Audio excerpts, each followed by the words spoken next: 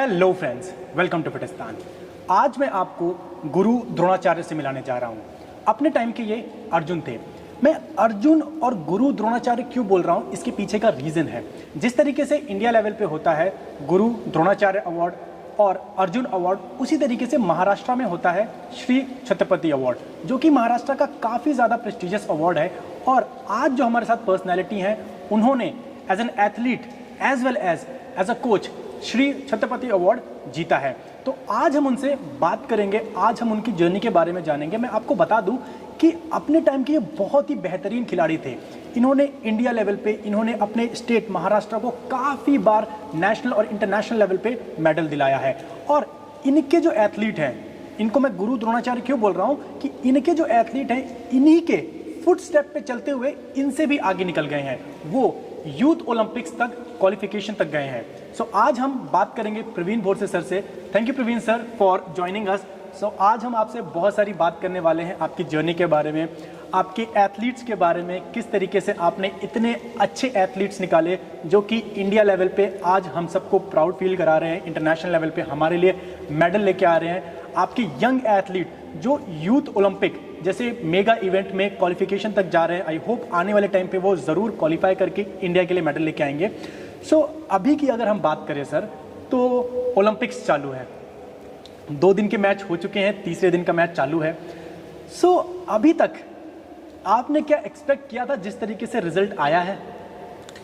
बिल्कुल मैंने सोचा नहीं था कि इस तरह के रिजल्ट आएंगे, लेकिन जिस तरह से जो होनहार 17-18 साल के जो जूनियर से सीनियर में आए, उन बच्चों ने जो रिजल्ट्स दिया है वो काबिल तारीफ़ है। एंड्रियाना, स्पेन की जो एंड्रियाना है, उसके जो रिएक्शंस है ग्रेट, बिल्कुल।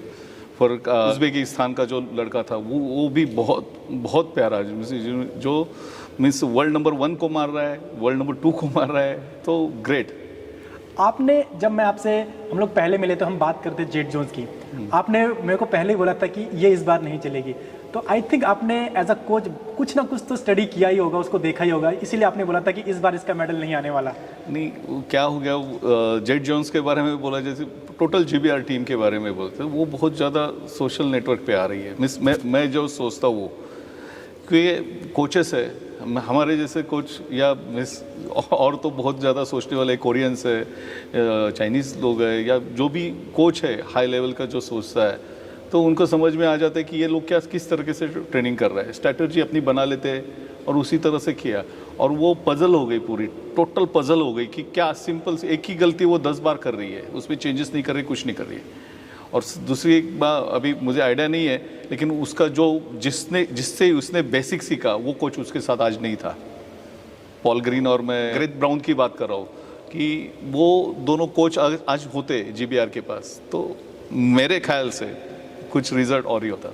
सो अब हम बात करेंगे आपकी जर्नी की। आप प्लेयर कैसे बने, उसके बाद हम बात करेंगे किस तरीके से आप कोचिंग में आए और किस तरीके से आप आज बालेवाड़ी स्टेडियम में एथलीट्स को ट्रेन कर रहे हो।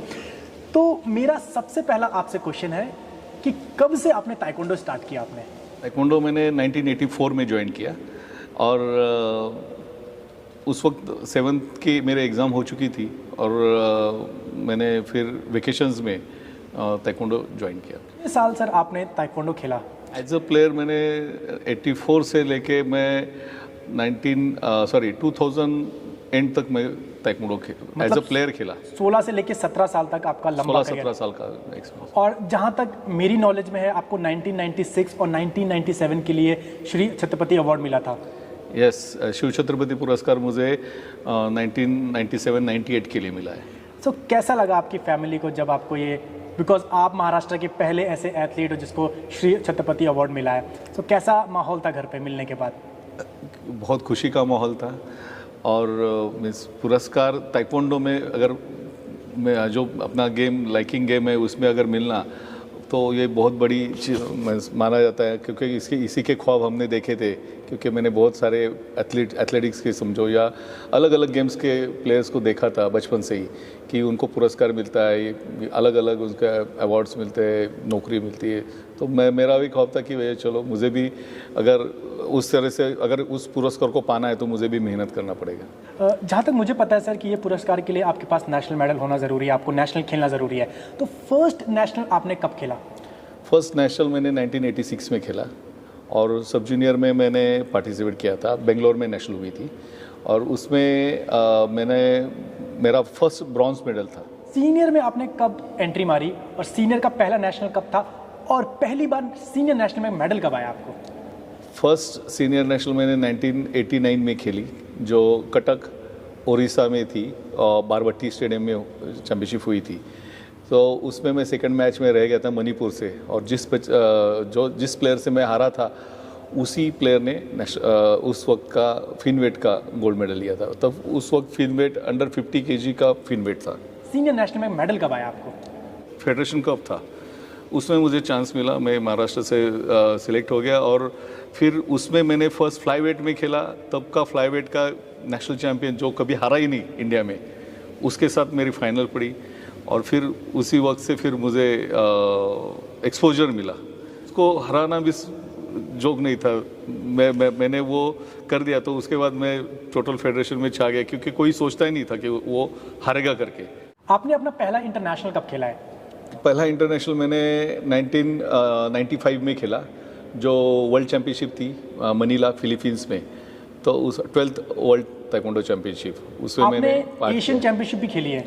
एशियन चैम्पियनशिप मैंने 1998 में खेली जो वियतनाम में हुई थी। फर्स्ट इंटरनेशनल मेडल कब आया आपको? फर्स्ट इंटरनेशनल मेडल मेरा साउथ एशियन गेम्स में मेरा ब्रॉन्ज मेडल है जो नेपाल में हुई थी, उसमें मेरा ब्रॉन्ज मेडल था।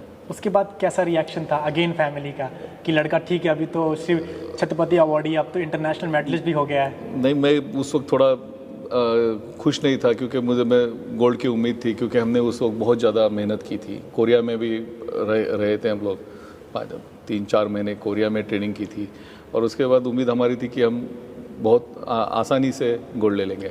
आप CISF में भी एथलीट थे राइट, और उसके बाद फिर आप वहाँ पे कोच भी बने?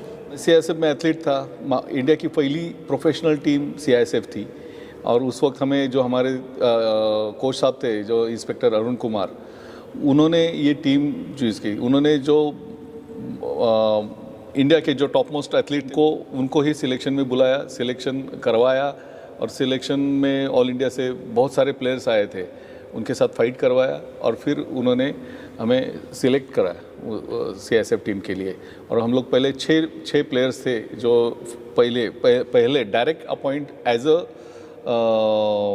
प्लेयर कोई भी डिपार्टमेंट में तब तक ताइक्वांडो के लिए एंट्री नहीं थी, सिर्फ अरुण सर की वजह से CISF में ताइक्वांडो टीम बनी थी।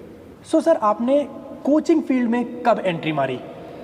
कोचिंग तो मैं बहुत शुरू से ही करता था। मैं जब 16-17 साल का था तो वहाँ मेरे जो पड़ोस के लोग थे उन्होंने मुझे बोला यार तू इतने साल से कर रहा है ताइक्वांडो तो तू कोचिंग भी कर ले। मैं बोला नहीं मुझे खेलना है। तो फिर वहाँ के जो एक स्कूल थी शानू पटेल करके, तो वहाँ के वो प्रिंसिपल ने मुझे फ़ोन करके बुला लिया और मुझे बोला आप यहाँ पे स्टार्ट कर दो। नाम क्या रखा आपने अपनी एकेडमी का? फिर फाइटर्स ताइक्वांडो एकेडमी ये नाम रखा मैंने कि शुरू से मैं ये सोचता था कि भैया ताइक्वांडो एक फाइटिंग का इवेंट है, यहाँ जब तक आप निडर नहीं रहोगे तब तक आप फाइट नहीं कर सकोगे। और महाराष्ट्र में तो हिस्ट्री है कि छत्रपति शिवाजी महाराज समझो या पेशवे बाजीराव पेशवे समझो, तो वो सारे फाइटर्स ही थे। तो मैंने ध्यान लिया कि एकेडमी का नाम रखना है तो अपने नाम से नहीं रखेंगे लेकिन फाइटर्स ताइक्वांडो एकेडमी रखेंगे।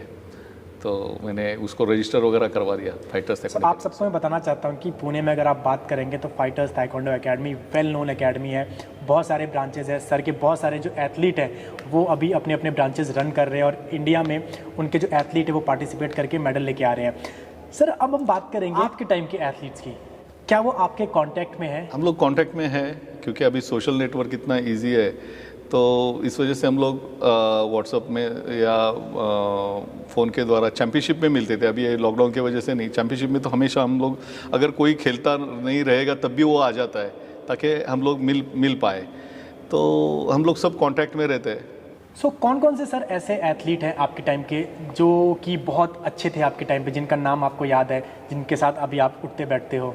महाराष्ट्र के अगर बताऊंगा तो एक मेरे जो पार्टनर थे उमेश कुलकर्णी, रेणु दत्त मिशाल और किशोर सिंह करके एक फिनवेट का बहुत ही अच्छा फाइटर महाराष्ट्र के लिए हो चुका है, अभी भी है, वो शिव छत्रपति पुरस्कार विजेता हो चुका है। और फिर अगर इंडिया लेवल पे कहा जाए तो मैं अपने टीम की बहुत सारे जो है वो 8-8, 10-10 बार नेशनल चैंपियन रह चुके हैं।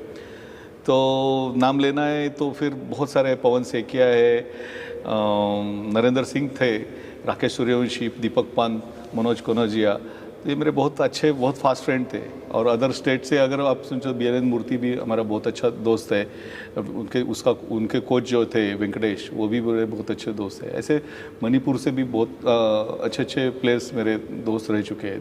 सो अभी उनसे बात होती है ताइक्वांडो के बारे में आपकी, सो क्या बातें, किस टाइप की आप बातें करते हो, क्या डेवलपमेंट की बात होती है, किस तरीके से ताइक्वांडो को आगे लेके जाए? शुरू से ही हम ताइक्वांडो के सिवा कुछ कभी ज़्यादा बात की नहीं अदर वे। और अभी सब लोगों को देखते हैं कि हम लोग एंजॉय करते हैं और ताइक्वांडो के बारे में ही पूछते हैं। हमारे जो पुराने दिन थे उस बारे में, कौन क्या करता था, कैसे पागल था ताइक्वांडो के लिए और क्या नहीं करते थे, और आज के बच्चे क्या कर रहे हैं, इसी बात में हमारा बहुत सारा टाइम। ऐसा कोई किस्सा सर, आप भी अपने टाइम पे काफ़ी आपने कैंप किए होंगे, ऐसा कोई किस्सा आप जो शेयर करना चाहें आपके दोस्तों का? हम शुरू से ही सब जो प्लेयर्स थे बहुत ज़्यादा शरारती थे, हम बहुत आगे का सोचते थे और हमारे कोचेस को चकमा देना और कोचेस के मीन्स और उनके लिए पर्टिकुलर भी रहना, चकमा देते थे, लेकिन उनको पता ही नहीं चलता था कि हम क्या कर रहे हैं क्या नहीं कर रहे हैं, और बहुत एंजॉय करते थे। जो कोरियन कोच थे उनके लिए तो हमने कोरिया में बहुत ही एंजॉय किया। जब मेरे पार्टनर्स थे तो वो मीन्स आप यकीन नहीं मानोगे, हम कभी ऐसे हुआ ही नहीं कि इतने साल बाहर रहे लेकिन हमें किसी को अपने घर की याद आई या आई, ऐसे कभी हुआ नहीं, क्योंकि पार्टनर्स ही इतने अच्छे थे, इतने अच्छे हम लोग एक दूसरे के साथ इंटरेक्ट होते थे, एंजॉय करते थे। तो किस्से तो बहुत है। सर आप CISF के कोच थे, साई में भी आपने कोचिंग की है, और आप आंध्र प्रदेश की जो टीम थी उसके नेशनल गेम में आपने कोचिंग की, तो क्या आपने एक्सपीरियंस किया वहाँ पे, किस तरीके का आपका एज अ कोच एक्सपीरियंस था इन सारे जगह पे? CISF में तो कोच अनफॉर्चुनेटली बना दिया गया मुझे, जो मेरे कोच साहब थे अरुण कुमार सर, उनके साथ असिस्ट करने को मुझे मिला और उनके पास से ही मैंने बहुत कुछ सीखा।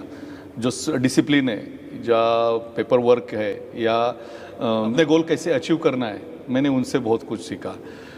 फिर मैंने CISF में था तभी आंध्रा में नेशनल गेम्स डिक्लेयर हो गए थे, तो आंध्रा के जो हमारे उस वक्त के जो डायरेक्टर जनरल थे CISF के, HG डोरा करके, तो उन्होंने जो CISF के जो टॉप मोस्ट एथलीट्स थे उनको सबको ट्रांसफ़र करवा के आंध्रा की तरफ से खेलने के लिए अपॉइंट किया। तो फिर अगर प्लेयर्स जा रहे तो फिर कोचिंग के लिए मुझे उन्होंने अपॉइंट किया। तो आंध्रा की टीम को उस वक्त हमने 8 में से 5 गोल्ड दिए, 1 सिल्वर मेडल दिया। तो सर ये बालेवाड़ी स्टेडियम कब पिक्चर में आया, कब आप गवर्नमेंट बॉडी के साथ जुड़े? मैं तो इसी डिपार्टमेंट से हूँ शुरू से। 2004 में मैंने इस डिपार्टमेंट को ज्वाइन किया और बालेवाड़ी एक मेरा जब मेरे ट्रांसफ़र पूना में हुई 2012 में, तब मैं सोचता था कि मैं एक शादी के हॉल जो है जिजाई गार्डन करके वहाँ ट्रेनिंग कराता था, तो मुझे वहाँ कुछ जचता नहीं था, क्योंकि शादी का दिन आ गया तो फिर बच्चे ट्रेनिंग नहीं करेंगे, जो मैं सोचता था जो हो नहीं पाता था। फिर जो ट्रेनिंग प्लान मेरा था, जो ट्रेनिंग फिर मैं प्लानिंग बनाई थी, वो उस हिसाब से कुछ भी नहीं होता था। तो फिर मुझे एक साल 2015 में मैंने मेरे डिस्ट्रिक्ट स्पोर्ट्स ऑफिसर थे मेरे सुहास पाटिल सर, मैंने उनसे बात की, तो उन्होंने फिर वहाँ के हमारे अफसर थे, जो ऊपर वाले अफसर थे, उनसे बात की और उन्होंने मुझे यहाँ पे एक हॉल दिया। लेकिन अभी हॉल तो मिल गया, लेकिन फिर बच्चों को आना जाना ये बहुत बड़ी बात थी। तो फिर मैंने 6 महीने तो मैं अपने कार में लेके आता था। 6 महीने पहले मैंने बच्चों को जितने आते थे उतने, बाकी बस से आते थे, कोई 2 व्हीलर पे आते थे, तो बहुत तकलीफ हुई। फिर हमने सोचा कि नहीं, कुछ ऐसा वे ढूंढा जाए कि बच्चे आसानी से आना जाए। तो फिर मैंने अपने जो विद्या वैली के जो डायरेक्टर है विवेक गुप्ता सर और जो प्रिंसिपल है नलिनी सेन गुप्ता मैडम, मैंने उनसे अपनी बात कही कि मैडम ऐसे ऐसे प्रॉब्लम हो रहा है। तो उन्होंने मुझे तुरंत बोल दिया हम आपको ट्रैवलिंग करेंगे, तो वो हमारे लिए दिन में 2 बार उनकी जो स्कूल बस है वो वारजे से लेके मेरे घर के पास से लेके यहाँ तक 2 बार आती जाती है। और आज तक मीन्स 2015 के बाद, मई 2015 के बाद आज तक हमें कोई दिक्कत नहीं हुई आने जाने में। तो बच्चों को हम पिकअप करते करते स्टॉप लेके यहाँ पे इकट्ठा करते हैं। जैसा कि आपने बताया कि आप जिजाई गार्डन में एक जो शादी का हॉल था वहाँ पे लेते थे, और बालेवाड़ी स्टेडियम में अभी आप ट्रेनिंग ले रहे हैं, तो इन दोनों में डिफरेंस आपको क्या लगा? बहुत ज़्यादा डिफरेंस है, बहुत ज़्यादा डिफरेंस है। डिफरेंस इतना है कि मैं जो जिजाई गार्डन में मगर 4 साल काम करता, वो बालेवाड़िया में आने के बाद एक ही साल में मैंने काम कर दिया, क्योंकि उस साल मेरे 15-16 में मेरे 12 बच्चे इंटरनेशनल चैम्पियनशिप खेले। जैसा कि अभी आपने बोला सर कि आपके 12 बच्चे इंटरनेशनल खेले, सो आप एज अ कोच भी श्री छत्रपति अवार्डी हैं। सो ये जो क्राइटेरिया है कोच के लिए क्या है छत्रपति अवार्ड के लिए? और जितने यहाँ पे जो देख रहे हैं हमें, मैं आपको बता देता हूँ, छत्रपति अवार्ड जो हमारा गुरु द्रोणाचार्य अवार्ड नेशनल लेवल पे है, इक्विवेलेंट वो यहाँ पे महाराष्ट्र में है। इसीलिए मैंने जब वीडियो की स्टार्टिंग की थी मैंने बोला था कि आज हमारे साथ गुरु द्रोणाचार्य हैं। क्राइटेरिया बहुत मीन्स अलग है, उसके 3 ग्रुप किए हुए हैं। ताइक्वांडो के ग्रुप में 22 गेम्स है, तो 22 गेम्स के कोचेस को वहाँ पे फॉर्म भर के अपने बच्चों, कितने बच्चे अपने 15 साल में प्रोड्यूस किए, उसका पूरा डिटेल्स देना पड़ता है, और उसके गुणांकन किए हुए हैं स्टेट, नेशनल और इंटरनेशनल। और अभी तो सिर्फ जूनियर एंड सीनियर एथलीट्स का ही क्राइटेरिया पकड़ते हैं, और स्कूल गेम के अंडर 19। तो उसका पॉइंट सिस्टम होता है, पॉइंट आपके अगर ज़्यादा रहेंगे तभी आपको मिलता है। एक थेट पुरस्कार होता है और एक काउंटिंग करके होता है। तो मुझे जो पुरस्कार मिला है वो 22 गेम्स के कोचेस के बीच में काउंटिंग करके मुझे मिला है। वाह। तो सर आप अभी तक की अगर हम बात करें तो आपको क्या नंबर याद है, आपके पास कितने नेशनल और कितने इंटरनेशनल मेडलिस्ट हैं? सब जूनियर कैडेट की बात करें, उसके बाद हम बात करें जूनियर्स की, फिर बात करें सीनियर्स की। नंबर तो याद नहीं है, नंबर तो मिस कभी, लेकिन एज पर द रिकॉर्ड में है जो सीनियर, क्योंकि अभी सिर्फ मेरा डिपार्टमेंट भी यही सोचते हैं, हम लोग भी यही सोचते हैं, सीनियर एथलीट्स काउंट करते हैं, सीनियर नेशनल मेडलिस्ट काउंट करते हैं। तो मिनिमम पुरस्कार के लिए जो 15 एथलीट्स चाहिए, तो उस वक्त मेरे 21 एथलीट्स थे जो सीनियर नेशनल मेडलिस्ट हो चुके थे। सर मैं आपकी बात करूं, सो आपने NIS किया हुआ है, डिप्लोमा किया हुआ है, आपने 6 वीक का सर्टिफिकेट कोर्स किया हुआ है, आपने स्ट्रेंथ एंड कंडीशनिंग का आपने सर्टिफिकेशन किया हुआ है, आपने फिटनेस की बात करें, न्यूट्रिशन की बात करें, इतने सारे सर्टिफिकेशन करने की ज़रूरत क्या है एक कोच के लिए? कोच को अपग्रेड होना चाहिए। कोई भी क्यूरीज बच्चा अगर पूछता है तो उसको जवाब देना आना चाहिए। और आज अगर हम लोग उस लेवल का सोचते हैं, हम लोग नेशनल, इंटरनेशनल, ओलंपिक का अगर सोचते हो, तो आपको इस बात का नॉलेज होना चाहिए कि आप क्या कर रहे हो, क्या बच्चों को दे रहे हो। तो मैं यहाँ आने के मैंने आपका ट्रेनिंग प्लान क्या है, वो प्लान के ऊपर आपको काम कैसे करना है और अपने गोल कैसे अचीव करना है। इसीलिए आपको नए नए कोर्सेस और नया नया चीज़ करना पड़ता है। और अलग अलग सॉफ्टवेयर का भी मैं बहुत ज़्यादा यूज़ करता हूँ। तो ये सब कुछ आपको होना चाहिए, तभी आप अपने कोचिंग में मीन्स वो बोलते हैं ना, निखर पाओगे। बिल्कुल। सो आपने अपग्रेड की बात की सर, आप ताइक्वांडो एसोसिएशन ऑफ महाराष्ट्र के अभी आप टेक्निकल डायरेक्टर हैं। आप taekwondo federation of India level पे भी 2014 तक आप टेक्निकल डायरेक्टर रहे हैं। तो एक टेक्निकल डायरेक्टर का काम क्या होता है, उसकी रिस्पॉन्सिबिलिटी क्या होती है? टेक्निकल डायरेक्टर का काम तो बहुत टेक्निकली होता है, स्पेसिफिक है कि उसको ताइक्वांडो को इम्प्रूव कराना है। एनी हाउ एज अ बच्चों को ट्रेनिंग दिलाना है, बच्चों के कैंप्स कराना है, कोचेस को ट्रेनिंग देना है, कोचेस को अपग्रेड कराना है, रेफरीज को ट्रेनिंग देना है, रेफरीज को अपग्रेड कराना है। बहुत स्पेसिफिक वर्क है। आपने रेफरी की बात की सर, तो आप खुद एक इंटरनेशनल रेफरी हैं। 2010 जो हमारे एशियन गेम्स हुए थे वहाँ पे आपने रेफरीशिप की है, और आई थिंक आप पहले ऐसे इंडियन हो जो इतने मेगा इवेंट, बिकॉज हर जो रेफरी होता है उसका ड्रीम होता है कि इतने बड़े लेवल पे रेफरीशिप करे। तो आपने हमारे कंट्री को, हम सबको प्राउड फील कराया, उतने बड़े लेवल पे जाके इंडिया के लिए आपने रेफरीशिप की। सो कैसे पॉसिबल हो पाया और कैसा एक्सपीरियंस था आपका वहाँ पे? एक्सपीरियंस तो मीन्स बहुत ग्रेट था, क्योंकि इतने वर्ल्ड क्लास एथलीट्स को सेंटर में जाके उनको फाइट कराना ये बहुत बड़ी बात हो गई। कैसे पॉसिबल हो पाया? मुझे पता नहीं, लेकिन जो हम लोगों ने एग्ज़ाम दिया था उसमें मैं थोड़ा टॉपर था, और उसके बाद उन्होंने मुझे गॉन्जो एशियन गेम्स का इनविटेशन मिला। एज अ कोच भी आपने टीम इंडिया को कोचिंग की है।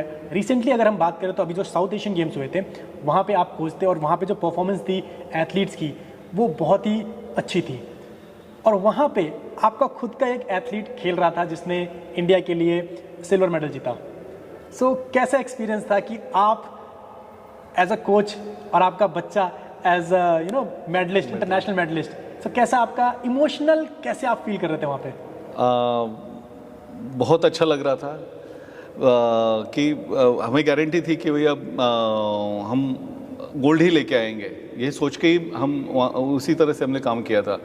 लेकिन अनफॉर्चुनेटली जो सामने वाला लड़का था वो भी बहुत अच्छा था, वो इंटरनेशनल ऑलरेडी एशियन चैम्पियनशिप में उसका मेडल है, तो थोड़ा 19-20 से नीरज हार गया।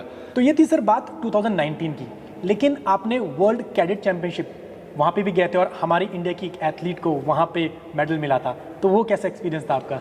वो तो मैं भूल नहीं पाऊंगा उस एक्सपीरियंस को, क्योंकि बहुत सारे बच्चे हमारे 1-1, 2-2, 3-3 मैच जीत रहे वहाँ पे, और ये जो श्रेया रानी का जिसका मेडल आया, ब्रॉन्ज मेडल आया, तो वो बहुत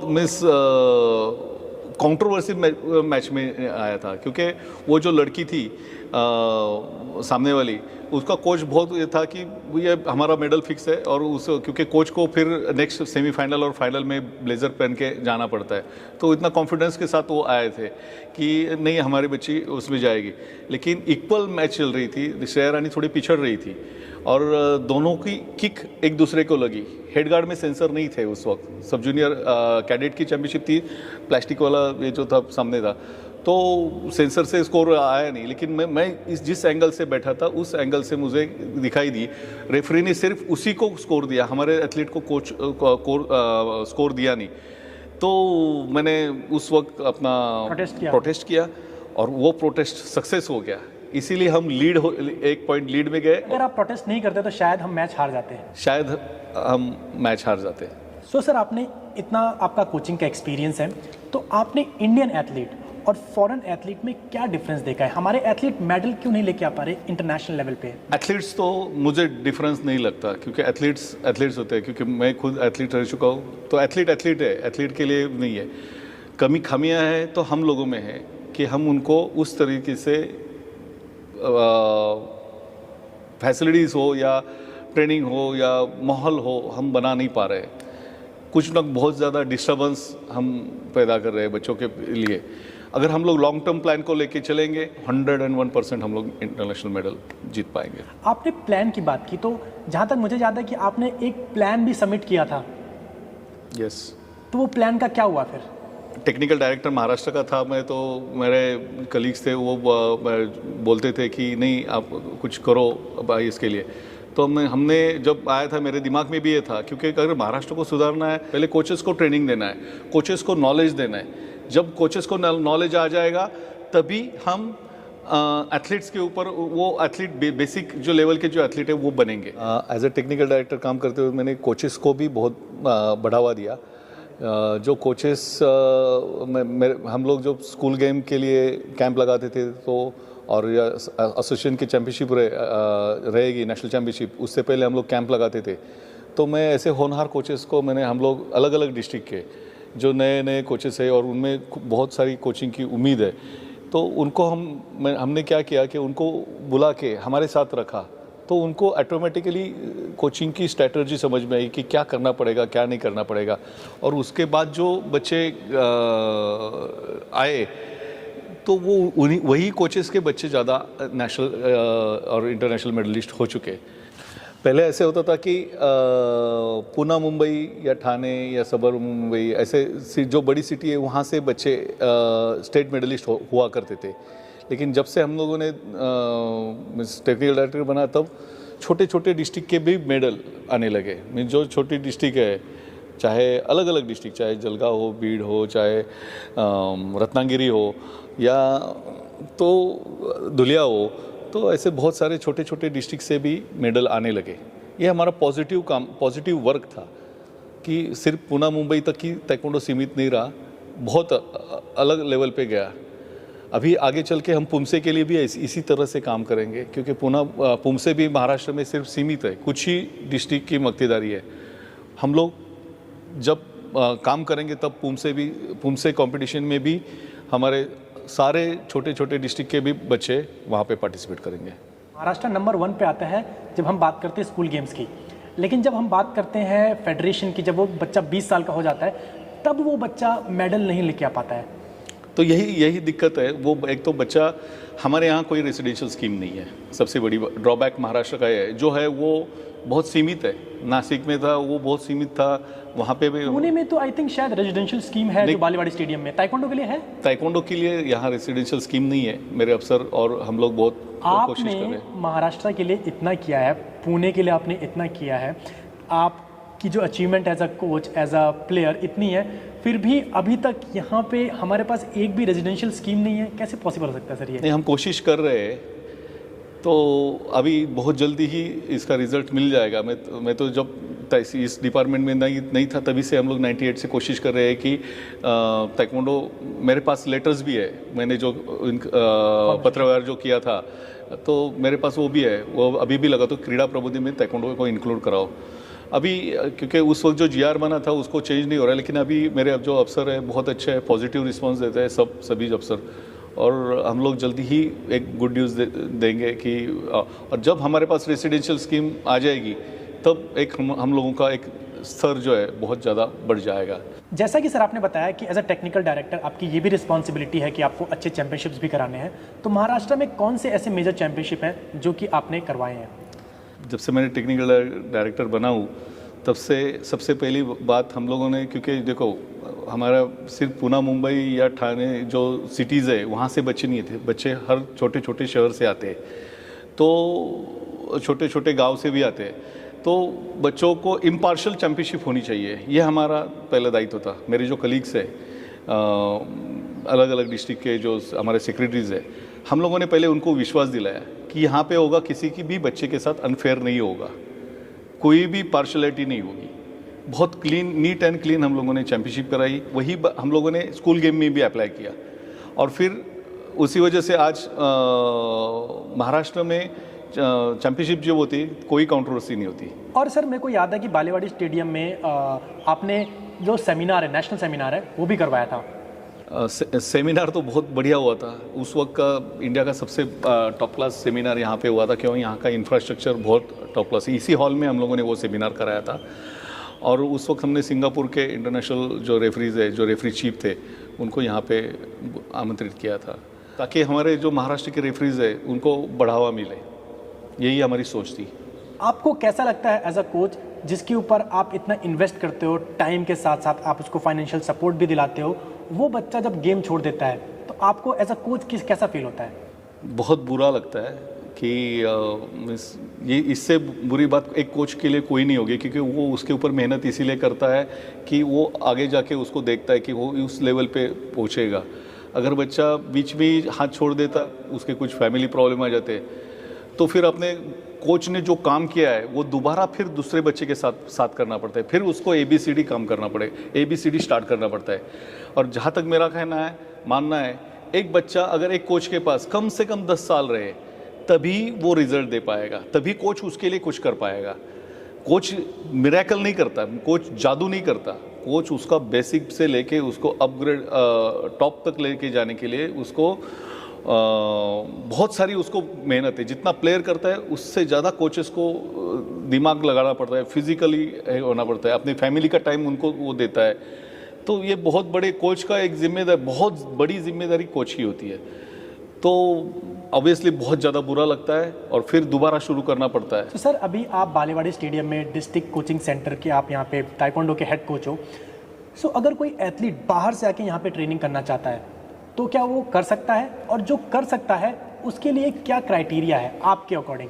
क्या चीज़ होनी बहुत ही ज़्यादा ज़रूरी है उस एथलीट के अंदर? उसमें लगन होनी चाहिए, उसके टारगेट्स बिल्कुल फोकस होना चाहिए कि और उसमें करंट होना चाहिए। सबसे बड़ी बात मैंने ये बात बताई, करंट सेंस क्या, वो दिन उस सपने भी सिर्फ ताइक्वांडो के ही देखे, तभी ये सब कुछ जो हमारे गोल्स है, हमारे ड्रीम्स है, वो इंडिया रिप्रेजेंट करना है, महाराष्ट्र को मेडल दिलाना है, तो उसी वक्त वो हो पाएगा।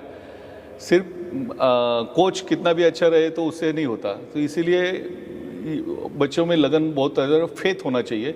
दूसरी बात, यहाँ पे ट्रेनिंग करने के लिए अगर बाहर के डिस्ट्रिक्ट का, महाराष्ट्र के डिस्ट्रिक्ट का कोई भी लड़का आ सकता है, सिर्फ ये क्राइटेरिया उसको फिल करना पड़ेगा। 8 टू एज उसका 8 टू 14, 15 ज़्यादा से ज़्यादा होना चाहिए, उससे ज़्यादा नहीं, क्योंकि फिर उसके बाद बच्चा मैच्योर्ड हो जाता है, उसको चेंज करने बड़ा मुश्किल होता है। तो क्या कोई नेशनल मेडलिस्ट होना या फिर इंटरनेशनल मेडलिस्ट होना ज़रूरी है आपके अंडर ट्रेनिंग करने के लिए? नहीं, ऐसे कुछ नहीं है। आपके टाइम के ताइक्वांडो में और आज के टाइम के ताइक्वांडो में बहुत ज़्यादा डिफरेंस है। आप एथलीट में कितना डिफरेंस देखते हैं? एथलीट में भी डिफरेंस आ गया है। सबसे बड़ा जो हम लोगों के वक्त था रिस्पेक्ट, हम बहुत ज़्यादा रिस्पेक्ट था कोच के लिए या सीनियर्स के लिए, चाहे वो बेल्ट हो, येलो बेल्ट, ग्रीन बेल्ट भी हो, तो येलो बेल्ट उसको रिस्पेक्ट से बो करेगा, उसको जब आएगा तब बो करेगा, जाएगा तब बो करेगा। तो ये आजकल नहीं है, बच्चों में उतना डिसिप्लिन में ये रिस्पेक्ट जो है वो नहीं है। और फिर थोड़ा अभी है थोड़ा ड्रॉबैक्स, लेकिन अभी वहाँ आजकल का माहौल ही ऐसे हो गया है, तो बच्चे अगर सोशल नेटवर्क और ये सब कुछ यूज़ करते हैं तो ऑब्वियसली डिफरेंस तो आएगा। अब सर आपसे एक पर्सनल क्वेश्चन है कि आपकी अचीवमेंट्स की बात करें एक खिलाड़ी के तौर पे, एक कोच के तौर पे या फिर टेक्निकल डायरेक्टर के तौर पे, तो आपने इंडिया को बहुत कुछ दिया है, आपने महाराष्ट्र को बहुत कुछ दिया है और हम सबको बहुत ही प्राउड फील कराया है। कभी आपको, आपकी फैमिली को ऐसा लगा, इस चीज़ का बुरा लगा कभी कि जो हमसे प्यार मिलना चाहिए था आपको वो प्यार नहीं मिला, वो जो रिस्पेक्ट मिलनी चाहिए थी इंडिया से वो रिस्पेक्ट नहीं मिली और हमने हमारे चैंपियन को याद नहीं किया? नहीं, ऐसे कुछ नहीं है। ताइक्वांडो ने मुझे बहुत कुछ दिया, मैं उसको वर्ड्स नहीं है मेरे पास कि मुझे क्या मिला। ताइक्वांडो ने मुझे पहला शिव छत्रपति अवार्ड दिया। ताइक्वांडो की वजह से मैं पहले CI से ऐसे जैसे प्रोफेशनल टीम में एज ए एथलीट काम किया। ताइक्वांडो ने मैंने एनहांस किया। उसके बाद मैं अपने महाराष्ट्र के लिए काम करना चाहता था, महाराष्ट्र में आया। एज अ कोच मुझे फिर उसका पुरस्कार मिला। फिर अभी मुझे रुकना नहीं है, मुझे तो हम तो सोचते हैं कि ताइक्वांडो ने मुझे बहुत कुछ दिया और बहुत मेरे जो सारी डिस्ट्रिक्ट्स है मेरी महाराष्ट्र की, सीनियर एथलीट्स है और ये रेफरीज है, वो बहुत ज़्यादा रिस्पेक्ट करते हैं, बहुत मीन्स अप्रिशिएट करते हैं। और इसीलिए हमें भी, मुझे भी लगता है कि नहीं, मुझे और बहुत कुछ करना है, मेरे जो कलीग्स है, मेरे जो अलग अलग डिस्ट्रिक्ट के जो सेक्रेटरी है, तो बहुत वो हेल्प करते हैं, हमेशा मुझे बुलाते हैं। मुझे बुरा लग रहा है कि मैं उनके पास पहुंच नहीं पाता। हम लोगों ने टोटल प्लान बनाया है, अनफॉर्चुनेटली उस वक्त कंप्लीट नहीं कर पाएंगे, लेकिन अगर हम ये सारा माहौल ठीक हो जाएगा तो हम 100% उसको यूटिलाइज करेंगे और यहाँ से बहुत अच्छे प्लेयर्स, कोचेस, रेफरीज प्रोड्यूस होंगे महाराष्ट्र से। सर आपने बात की कोचेस, रेफरीज और एथलीट प्रोड्यूस होंगे, लेकिन जो हमारे एथलीट है वो मेजर चैम्पियनशिप जैसे कि वर्ल्ड चैम्पियनशिप, आपका खुद का एक एथलीट जो कि मेजर चैम्पियनशिप, वर्ल्ड चैम्पियनशिप में नहीं जा पाया। 2016 में जब वो गया था, आपको भी पता है कितनी डिफ़िकल्टी हुई थी जाने में। तो ये जो चैलेंजेस हैं, वो चैलेंजेस एक एथलीट के लिए ज़रूर ऑब्वियस सी बात है, लेकिन कोच को कितना डिस्टर्ब करते हैं ऐसे चैलेंजेस? नहीं, डिस्टर्ब तो ज़रूर करते हैं, लेकिन एक सिंपल सी कहावत है, बचेंगे तो और भी लड़ेंगे। ये तो होता रहता है, सिचुएशन वक्त की बात है कि हो गया अभी, लेकिन छोड़ना नहीं है। क्योंकि देखो, मैंने बोला कि मैंने लॉन्ग टर्म प्लान है, 2024 का प्लान था। 3-4 बार मैं फेल हो चुका हूँ, 4 बार। मैंने बहुत उम्मीद लगाई थी अलग अलग। मैंने पहले साउथ एशियन का जो मेडल था, मैं सोचता था कि वो मेरा गारंटेड आएगा गोल्ड। इससे पहले जो आसाम में हुई थी उसमें कि वो वहाँ पे बच्चा ही सिलेक्ट नहीं हो पाया इंजरी की वजह से। फिर दोबारा मैंने सोचा था कि यूथ ओलंपिक क्वालिफाइंग में 100% क्वालिफाई हो जाएगी, बच्चे मेरे जो स्टूडेंट गई थी, नहीं हो पाई। फिर हम लोगों ने एशियन गेम्स जो जकार्ता में हुआ, वो तो बहुत मीन्स उस वक्त बहुत फॉर्म में होने के बावजूद हम वहाँ पहुँच नहीं पाएंगे। और अभी ये इसका लास्ट अपॉर्चुनिटी थी ये अभी ओलंपिक क्वालिफाइंग की, उसमें भी हम फेल हो गए। छोड़ना थोड़ी है यार, और अपॉर्चुनिटी आएगी और मेहनत करेंगे और सिचुएशन बनाएंगे। तो बात करते हैं सर ओलंपिक की। अभी आपको क्या लगता है कि इंडिया क्या 2024 या फिर 2028 तक क्वालिफाई कर पाएगा कि नहीं कर पाएगा? 100% कर पाएगा, क्यों नहीं कर पाएगा? हम कम थोड़ी है।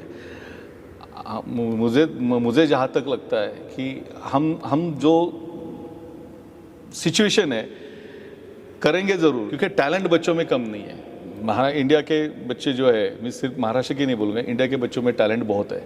सिर्फ उसको कैसे पुश करना है और क्या करना है, उनको क्या, ये बहुत लंबी जो हमारे कोचेस है, इंडियन कोचेस, उनको अगर सही आप वो सब बैठ के मिल के प्लान करेंगे और उसके ऊपर अमल करेंगे तो 100% आएगा। सपोर्टिंग स्टाफ भी रहेगा, उनको न्यूट्रिशन अच्छे रहेंगे, फिजियो अच्छा रहेगा, मसाजिस्ट अच्छा रहेगा, साइकोलॉजिस्ट अच्छा रहेगा। एक कोच क्या उम्मीद करता है एक फेडरेशन से या फिर स्टेट एसोसिएशन से? एक कोच को क्या ज़रूरी है? उसको फ्रीडम दिया जाए, उसको फ्री माइंड से उसको छोड़ दिया जाए, उसके ऊपर फेथ रखो। चाहे सिलेक्शन आप कराओ, बच्चों को आप अपने रेफरी बुलाओ, सब कुछ करो, लेकिन वहाँ पे जो उसको बच्चों को कोच को आप जितना फ्रीडम दोगे उतना वो लगन से काम करेगा। उसके ऊपर प्रेशर रखोगे तो वो काम कर नहीं पाएगा, दिल से नहीं काम कर रहा है, क्योंकि वो ऑलरेडी अपनी फैमिली सेक्रीफाइस करके आपके पास कैंप में रहता है। तो अगर उसके पास फ्रीडम नहीं है, उसको ये नहीं है, तो फिर वो उतने दिल से काम नहीं करेगा। ये मेरा मानना है, उसको फ्रीडम दे दो बस। काफ़ी लोग सर बोलते हैं कि इंडियन के जो कोचेज़ हैं उनके अंदर पोटेंशियल नहीं है अच्छे एथलीट्स निकालने की। आपकी क्या राय है इस पर? ऐसे कुछ नहीं है। बहुत सारे हमारे इंडियन कोचेस बाहर के टीम को अभी कोचिंग कर रहे हैं। ताइक्वांडो की बात नहीं कर रहा हूँ, अलग अलग गेम्स के। वही से वो भी NIS किए हुए हैं, वो भी ऐसे अलग अलग कोर्सेज किए हुए हैं। हम भी किसी से कम थोड़ी है। उनका भी 2 हाथ है, 2 पैर है, दिमाग वही है। सिर्फ सोच की बात है। मुझे गारंटी है कि ताइक्वांडो में भी बहुत जल्दी बहुत अच्छे रिजल्ट्स आएंगे। तो प्रवीण सर, आपने बिल्कुल सही बात बोली कि हमारे जो कोचेज़ हैं उनके अंदर भी बहुत पोटेंशियल है, हमारे एथलीट के अंदर भी बहुत पोटेंशियल है। आने वाले टाइम पे जैसे ही सारी जो सिचुएशन है अभी नॉर्मल होती है तो हम हमारे एथलीट को देखेंगे इंटरनेशनल प्लेटफॉर्म पे मेडल लाते हुए। और जिस तरीके से आप लोग काम कर रहे हो एथलीट के ऊपर, मुझे बिल्कुल भरोसा है आने वाली जो वर्ल्ड चैम्पियनशिप है, ओलंपिक तो आगे है, उससे पहले जो हमारी वर्ल्ड चैम्पियनशिप है, उससे पहले जो हमारे एशियन गेम है, वहाँ पे इंडिया ज़रूर मेडल लेके आएगा और आप सबकी जो मेहनत है वो रंग लाएगी। तो ये थे हमारे साथ प्रवीण भोरसे सर। आने वाले टाइम पे आपको और ऐसे इंटरनेशनल कोचेज़, रेफरीज, एथलीट देखने को मिलेंगे। तो अगर अभी तक आपने चैनल सब्सक्राइब नहीं किया तो चैनल को ज़रूर सब्सक्राइब कर लीजिए। मिलते हैं एक नई एकेडमी में एक नए कोच के साथ। तब तक अपना ध्यान रखिए, खुश रहिए। जय हिंद, जय भारत।